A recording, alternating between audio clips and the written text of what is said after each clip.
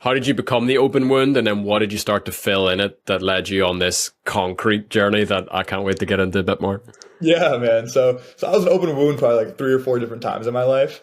Uh-huh. And I've always filled it with like money or girls or fun, experiences, whatever, right? But to actually become the open wound, it was like you need to look at what you're doing right now and be like, can I do this forever? And we have a rule in the Gladiators where if you wouldn't do it, if you would don't do it for a day, if you wouldn't do it forever.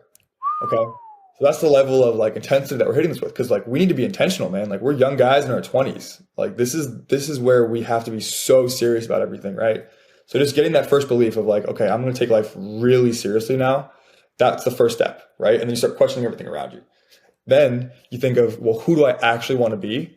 And you need to get so crystal clear on this because if you're not, then the world's going to give it to you. So if you don't know who you want to be, the world is going to tell you who you're going to be. And they're going to be throwing jobs at you. They're going to be throwing opportunities at you, women at you that you're going to take because you never knew what you wanted in the first place.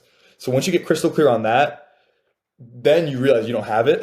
And you're like, okay, well, crap, you know? And that's when the open wound starts because you're like, okay, well, I don't have it. So like, what do I need to change?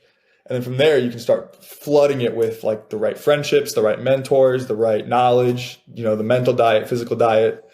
And then, getting into that open wound state is the hardest thing because it takes a lot of self-awareness, right? So a lot of brothers to point out your blind spots because, I know I'm kind of using the one phrases here, but, a blind spot, you'll never see it.